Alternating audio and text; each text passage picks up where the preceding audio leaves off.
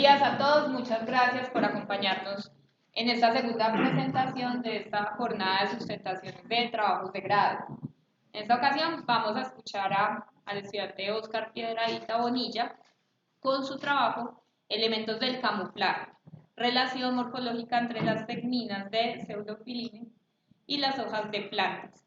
El trabajo de grado de Óscar fue dirigido por el profesor Camilo Andrés. Tienes 30 minutos para presentar. Listo, buenos días muchachos, como les comenté lo que vi, mi nombre es Óscar Piedradita Bonilla y les voy a presentar hoy sobre mi trabajo trabajo de grado titulado Elementos del camuflaje, relación morfológica entre las tegminas de Pseudofiline, Orthoptera tetigone y las hojas de plantas. Bueno, cuando nos mencionan un grillo, nosotros probablemente lo que primero que se nos venga a la cabeza sean estos animales. Desde estos grillitos así oscuritos que a veces no nos dejan dormir por las noches, hasta estos grillitos verdes que son como un poquito más piernones. Independientemente de esto, hay un montón, una gran cantidad de formas y colores muy preciosas que los grillos pueden llegar a alcanzar. La familia Tetigonidae es la familia más grande dentro del suborden Encifera, contando con alrededor de 8.450 especies descritas. Dentro de esta, la subfamilia Pseudofiline es la cuarta subfamilia más grande, estando ampliamente distribuida a lo largo de los trópicos, en menor medida hasta el norte de México y en Asia Central, y estando ausente en el continente europeo. Esta subfamilia, junto a la subfamilia Pterocrocine, que antes hacía parte de Pseudofiline como una tribu, presentan adaptaciones en sus alas delanteras que los hace parecerse a hojas tanto vivas como muertas. Estas alas son denominadas tegminas, así como podemos ver en Typhopilum spurioculis. Taxonómicamente, estos también se reconocen por presentar un espiráculo pequeño e inconspicuo torácico, no cubierto por el pronoto. Esta morfología que ellos presentan en el ala ha sido ampliamente reportada a lo largo de la literatura. Sin embargo, esta morfología no se sabe cómo está relacionada con la morfología de las hojas de distintas familias de plantas. La mayoría de los estudios de tetigonio que se han realizado en el neotrópico se han centrado sobre todo desde finales del siglo XX, y estos en países como México, Costa Rica, Perú, Panamá, Brasil y Ecuador se centran principalmente en estudios de taxonomía, ecología y sobre todo de bioacústica. Ya estudios más recientes, aparte de ser bioacústicos, se centran mucho en resolver como los caracteres sistemáticos. ¿Ah?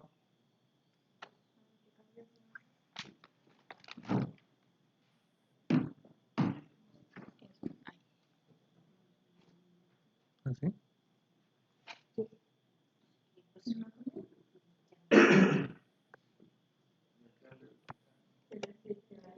La otra opción. Ya. Pero no se ve acá.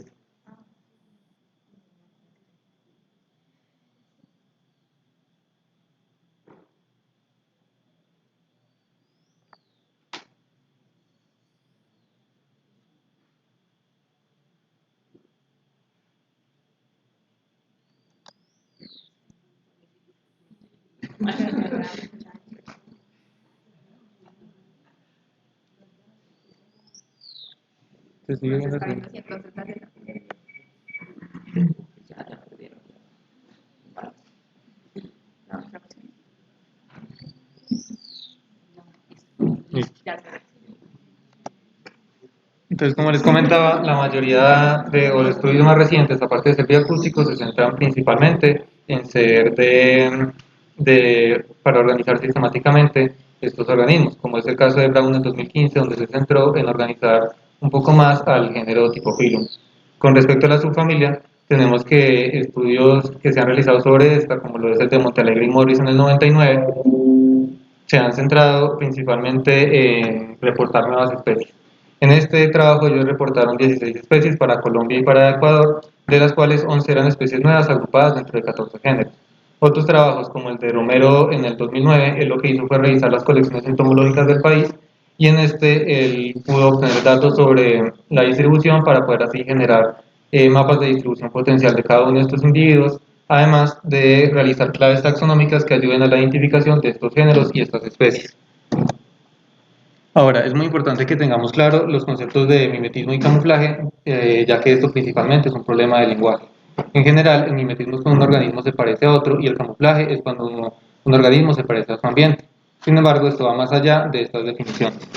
En el mimetismo vamos a tener un depredador, el cual va a tener una idea en su cabeza de lo que es una presa, y esta presa entonces lo que va a hacer es tratar de mandarle un mensaje al depredador para que éste no sea capaz de distinguir entre ella y un modelo.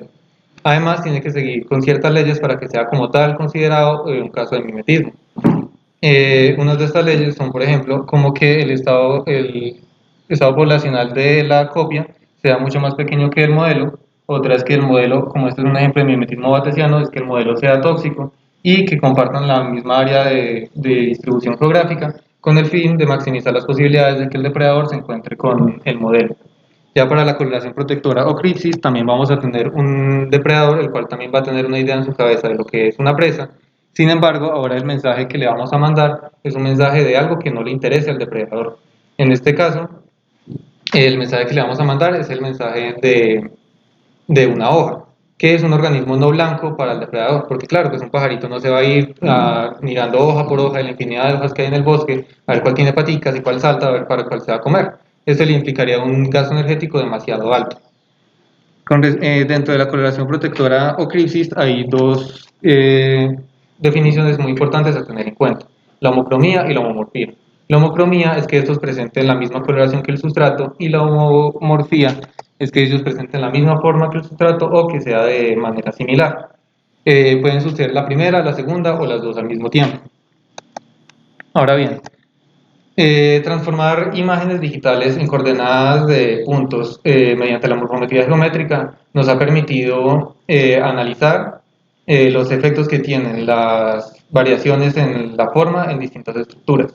Este método consiste en colocar puntos de referencia, también conocidos como landmarks o semi-landmarks, a lo largo de estructuras anatómicas homólogas con el fin de poder comparar entre sí distintos organismos o distintos tratamientos. Por otro lado, el color de un animal se define como la luz que llega a un parche de color y se ve reflejada de este y llega hasta los ojos del observador, que en este caso sería un depredador. Debido a los hábitos nocturnos que presentan estos grillos, este mecanismo de eclipsis de ellos está principalmente direccionado hacia las aves como un depredador principal, ya que de noche serían los murciélagos, y pues para esto ya ellos presentarían otros mecanismos de defensa distintos. Los humanos vemos en una longitud de onda entre los 400 a los 700 nanómetros, mientras que las aves ven desde los 300 hasta los 700 nanómetros. A pesar de que sea como una diferencia pequeña, esto significa que tanto los humanos como las aves vamos a ver el mundo de una manera distinta. Es por esto que últimamente se ha utilizado la fotografía como un método para calcular y medir el color de una manera un poco más objetiva, eficaz y asequible que la espectrofotometría, debido a que lo que notaríamos con la fotografía sería extraer de ella los valores RGB, rojo, verde y azul, que están dentro de un parche de color. Estos valores van desde 0 hasta 255 en la escala decimal y la combinación de estos valores es lo que nos va a dar como tal el color. El uso de la fotografía y el uso de estas extracciones de RGB lo que nos ayuda es, entre comillas, como unificar las distintas formas en las que vemos nosotros los humanos, con este caso los pájaros, para poder comparar de manera objetiva lo que está sucediendo dentro del espectro de rango de luz visible. Respecto a los estudios que tengan que ver con la morfometría, tenemos el estudio de Mulgeson y colaboradores en el 2016, en donde ellos lo que hicieron fue definir y acuñar el término parecido a hoja y no parecido a hoja. Porque como tal había muchos artículos donde utilizaban este término indiscriminadamente y podía que una especie que era considerada parecida a hoja, en otro artículo dijeron que no era parecida a hoja. Ellos lo que hicieron fue definir y comparar la anchura del pronoto con la anchura del ala anterior, y si el ala anterior era más grande que el pronoto, se consideraba un grillo parecido a hoja, y si no era así, si era el caso contrario, entonces sería un grillo no parecido a hoja.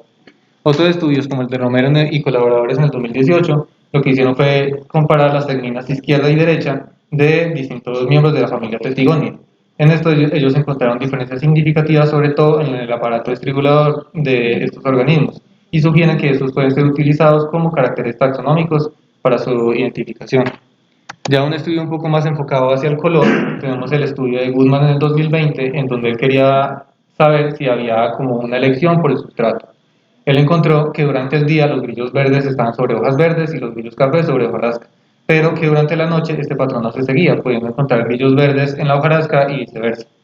Cabe resaltar el estudio Murgeson y colaboradores en 2016, debido a que este es uno de los primeros estudios que se centra en utilizar la morfometría geométrica dentro de para comparar las tegminas de los pseudofilinos.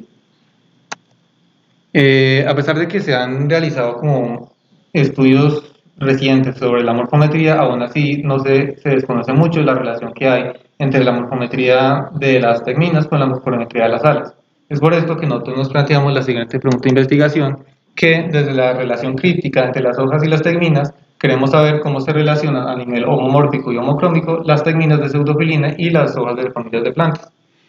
Para resolver esto, nos planteamos el objetivo general de evaluar la relación de la morfología en homocromía y homomorfía de las tegminas de la subfamilia Pseudophilinae con la morfología de las hojas de familias de plantas presentes en cada área de estudio.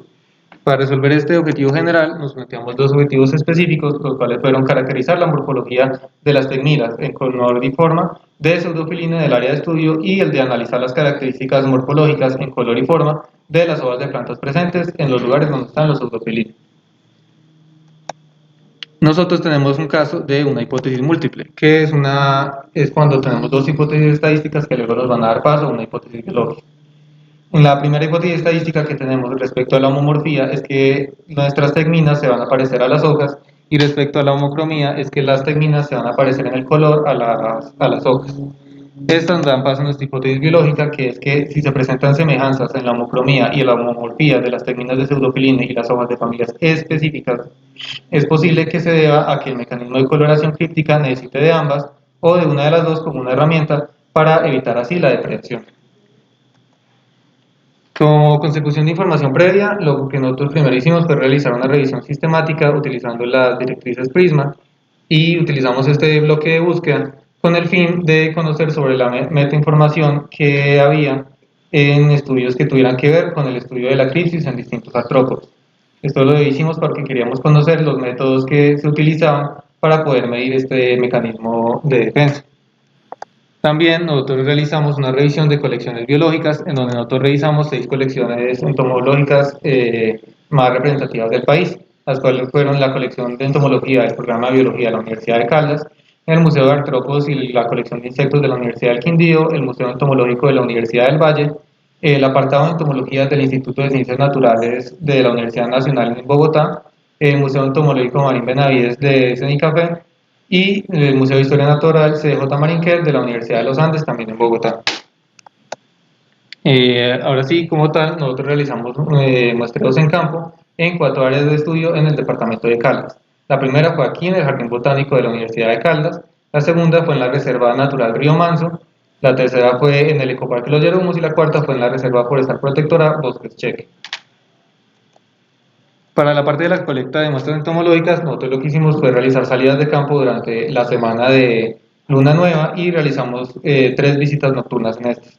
Nosotros lo hicimos durante los periodos de luna nueva debido a este fenómeno que se conoce como fobia lunar, que es un fenómeno en donde estos organismos, al ser presas, tienden a evitar la luna, haciendo que en luna llena o cuando hay mucha luz de la luna, ellos se escondan más y sea más difícil como encontrarlos. Y en cambio, como íbamos en luna nueva, pues era más probable que los pudiéramos encontrar. Cada uno de esos, nosotros lo que hicimos fue realizar transectos a lo largo del bosque, en donde íbamos recolectando todos los pseudofilines o los petigonios que encontrábamos dentro de árboles y arbustos. Del mismo modo, nosotros utilizamos como material, como metodología complementaria, el uso de una trampa de luz la segunda noche. Cada uno de estos organismos fue sacrificado en cámaras letales con acetona, fueron descritos y fueron fotografiados poco después de su sacrificio para que no perdieran el color. También los fotografiamos sobre las hojas siempre que fue posible. Posteriormente nosotros llevamos estos organismos al laboratorio de zoología de la Universidad de Caldas, donde fueron identificados gracias a un estereoscopio y utilizando claves taxonómicas. Del mismo modo, estos organismos posteriormente van a ser depositados en la colección del programa de entomología de la Universidad de Caldas. Con respecto a la colecta de muestras botánicas, nosotros tomamos como dato adicional para aprovechar los datos la planta donde se encontrará posado el grillo a la hora de encontrarlo. Sin embargo, nosotros en realidad lo que hicimos fue una parcela Gentry a lo largo del transecto de donde se realizó el recorrido nocturno. Esta Gentry lo hicimos de día, con el fin de conocer las plantas más dominantes que se encontraban en el lugar y de mayor importancia. Cada una de estas plantas colectadas fue descrita, fue prensada, alcoholizada y transportada en bolsas de basura al herbario PAUC de la Universidad de Caldas. Antes de la alcoholización, nosotros también realizamos fotografías de las hojas para poder hacerlos con análisis de RGB sin que se perdiera el color. Respecto a la morfometría geométrica, entonces nosotros hicimos varias cosas. Primero, lo que hicimos fue realizar por medio de un escáner, escaneamos las hojas y las tegminas de ambos individuos y realizamos 177 escaneos. Luego de estos escaneos, nosotros ajustamos en el programa de Photoshop cada una de ellas en una gradilla específica para que todas estuvieran ubicadas bajo la misma escala y como más o menos dispuestas en en el mismo sentido. Posteriormente, nosotros en el programa de Make 8, una por una, lo que hicimos fue realizarle un peine, como se traduce, que en realidad lo que sería es como poner tantas líneas equidistantes para luego poder poner los planos. Nosotros aquí pusimos 25 líneas equidistantes. Posteriormente, en el programa TPSI, nosotros colocamos 51 semi-landmarks a lo largo del contorno de las tegminas y de las hojas. Y posteriormente, estos análisis o estas semi-landmarks lo que hicimos fue analizarnos en el programa MorphoJ, en donde nosotros realizamos análisis de ANOVA Procrustes, análisis de componentes principales y análisis de variables canónicas. Para la parte del color, nosotros tomamos también 177 fotografías con una cámara Canon PowerShot que lo hicimos siempre en un cuarto oscuro para que la única luz que incidiera sobre las estructuras sea la luz del flash. Igualmente se tomaron junto a un color checker para que utilizando el software de X-Ray Color Checker en el software de Lightroom pudiéramos nosotros estandarizar el color. Lo que me refiero con esto es que cualquier cámara, las de los celulares o las cámaras normales, tienen una interpretación distinta de lo que es el color. Cada cámara va a pensar que un rojo es distinto de otro. Este software lo que hace es unificar y eliminar así el efecto de la cámara y también eliminar el efecto de la luz que pueda estar incidiendo sobre las estructuras, dándonos así un color más afín a la realidad, de lo que en realidad estamos viendo. Posteriormente, cada una de estas imágenes, también una por una, lo que hicimos fue realizar un polígono a lo largo de las estructuras, tanto la tegmina como las hojas, y en estas sacamos con el programa IMASJ histogramas de frecuencia de los valores de rojo, de verde y de azul. Estos valores nosotros utilizamos la moda, ya que este es el valor de intensidad más frecuente dentro del polígono. Y posteriormente, pues dentro del software RStudio, nosotros realizamos pruebas MANOVA, Response ANOVA, PERMANOVA y pruebas de DUNT. En total tuvimos 354 imágenes que fueron procesadas una por una en muchos casos. A modo de resultados previos, como producto de la revisión sistemática, nosotros obtuvimos 1.679 artículos, de los cuales, luego de realizar una depuración y de leer los artículos, tuvimos 47 dentro de esta revisión.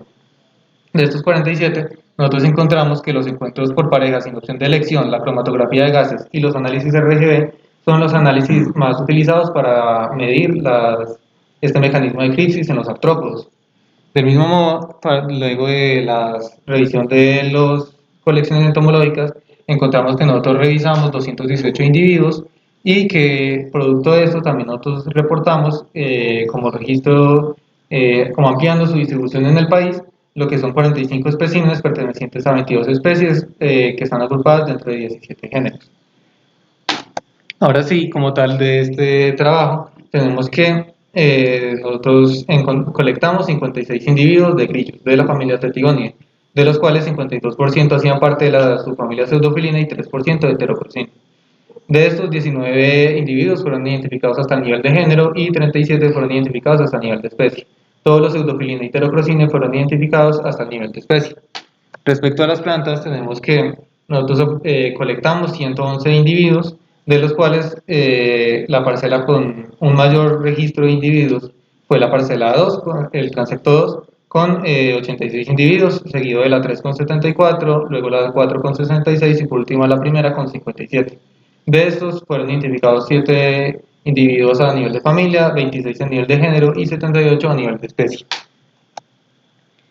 Ahora, para la parte de homomorfía, tenemos acá que como resultado de los análisis de componentes principales, el primer componente principal nos va a explicar el 67% de la variación y el segundo el 15,8%.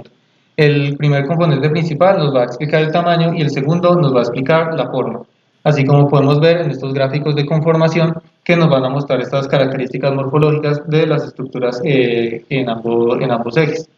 El ANOVA Procluster nos mostró que hay diferencias significativas entre las estructuras, ya que como podemos ver en los elipses de confianza, como tal, aunque hayan unos dentro de otros, ninguno se sobrelapa bien sobre el otro, teniendo así que luego de realizar el análisis de variables canónicas, nos muestra cómo se están agrupando estos grupos en los morfoespacios.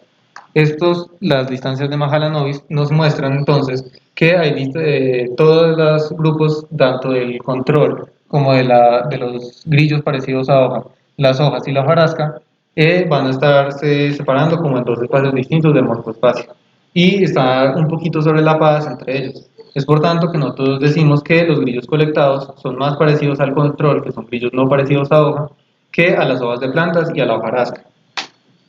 Debido como a la quintasencia capacidad que tiene el Rhipophyllum spurioculis de imitar a las hojas, nosotros queríamos realizar un análisis específico solo sobre estos individuos colectados.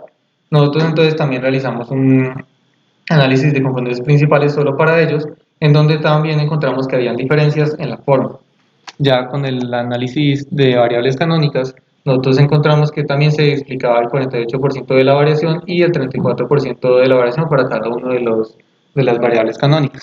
Y las distancias de Mahalanobis nos mostraron cómo estos también se distanciaban uno del otro. Aquí nosotros mencionamos más que todo es que Typhlophilus furioculis no se va a parecer en este caso ni al control, ni a las hojas, ni a las hojarascas. Ellos van a presentar una morfología muy distinta a lo que es la morfología de los otros, probablemente debido como a este caso de mimetismo tan perfecto. Bueno, como para este trabajo de grado es muy importante el componente visual. Yo quiero mostrarles un poco sobre cuáles fueron los colores que más se recolectaron, tanto para las hojas como para la hojarasca. Si bien cada uno de estos individuos presentaba una combinación única de valores RGB, nosotros aquí queremos como mostrar un poco cómo eran los valores, cómo era un rango de valores que nos mostraran la mayor cantidad de verdes y de cafés a lo largo del muestreo. Ya teniendo esto en cuenta, entonces, ahora sí hablando un poco más en una tabla, nosotros realizamos análisis de Permanova o de Manova y nosotros aquí encontramos que no habían diferencias para el color en las tegminas y las hojas. O sea que los grillos verdes sí se estaban pareciendo en el color a las hojas verdes. Sin embargo, encontramos que los grillos cafés no se estaban pareciendo en color a la hojarasca. Aquí les podría mostrar un poco de manera más gráfica cómo se ve esto, haciendo que este cuadro de acá al izquierdo serían los grillos y el cuadro derecho serían las hojas. Este otro cuadro de abajo sería los grillos y el otro la hojarasca. Como tal, no significa que hayamos colectado grillos rojos, así como se puede ver ahí, sino que es que esta combinación de valores RGB es las que más se encontraban dentro de los polígonos que nosotros habíamos realizado. Del mismo modo, realizamos el mismo análisis para Typhlophilus furioculis y en este nosotros sí encontramos que estos grillos presentaban una coloración demasiado similar a la coloración de la hojarasca, haciendo que solo hubieran diferencias significativas, pero poco significativas, en los cambios de los valores del verde. Así como pueden ver, estas dos tonalidades de café son muy similares entre sí. Ahora, debido a que nosotros tuvimos una de nuestras hipótesis fue rechazada, nosotros creemos que uno de los posibles fenómenos que podrían estar explicando esto es el mimetismo imperfecto.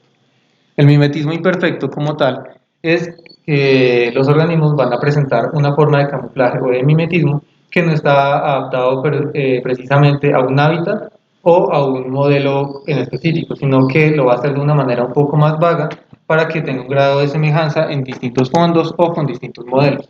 Esto lo hacen para mantener así un fitness suficiente para poder cumplir con su historia de vida sin complicaciones. Eso pasa porque cuando hay casos como el mimetismo perfecto, como es en el caso de Subramian y colaboradores en el 2022, ellos lo que hicieron fue ver arañas de la familia Salticidae y que son pertenecientes al género Milmaraca. Estas arañas son consideradas como copias perfectas de estas hormigas de los lugares donde ellos viven, porque presentan unas adaptaciones que los hacen parecerse demasiado a las hormigas. Esas adaptaciones, el problema que tienen es que hace que, por ejemplo, no sean capaces de saltar tan lejos a comparación de otros altícidos, haciendo que les dificulte la obtención de alimento y también haciendo que muchas veces las presas se les puedan escapar. Es por esto que el mimetismo imperfecto lo que busca es no es como gastar la cantidad de energía suficiente para parecerse a su modelo sin afectar mucho otros tipos de procesos que estén influenciados en su fitness. A modo de conclusiones, entonces nosotros tenemos que no hay similitud entre la morfología de las tegminas con la morfología de las hojas de plantas, aunque sí hay una similitud entre el color de las tegminas con el de las hojas, pero no con la faraza. De este modo, tenemos que la forma que van a presentar estos organismos, aunque sea imperfecta, es suficiente para engañar al depredador sin afectar su fitness, permitiendo así que persistan en la naturaleza. Como consideraciones finales, nosotros tenemos tres principales que son que al momento de realizar revisiones sistemáticas, nombrando explícitamente órdenes, familias o incluso nombres comunes, podrían dar mejores resultados a nivel taxonómico deseado. Esto se debe a que muchas veces hay artículos en los que solo utilizan el nombre común del animal y puede hacer que estos pasen desapercibidos dentro de las búsquedas. Pueden ser artículos muy útiles, pero no aparecen dentro de nuestro bloque de búsqueda. Como tal, también queremos como extender el análisis realizado a los miembros de la subfamilia Phaneropterinae, ya que estos también son considerados grillos con forma de hoja según Googlestone en el 2016. Y además son unos grillos que son muy comunes, sobre todo aquí en el jardín botánico, como lo son el género Viadana, Microcentrum y Petaloptera. También tenemos que, aunque este trabajo respalda la similitud de los colores verdes y la diferencia de los colores cafés, sería bueno complementarlo con una muestra de mayor tamaño para poder así tener un análisis estadístico un poco más sólido. Como resultados adicionales, tenemos que, producto de la revisión sistemática realizada, esta fue llevada al anterior Congreso Socolén 51 en el Valle, donde presentamos esta modalidad de póster titulado Metainformación sobre la relación tamaño y forma de artrópodos que presentan cripsis. Y en el anterior Simposio Regional de Biología, nosotros llevamos como ponencia el producto de la revisión de las colecciones biológicas que se titula Estado actual de Pseudofilina y Pterocrocina Orthoptera tetigoniae en las colecciones entomológicas de Colombia. Estas son las referencias. La lloración.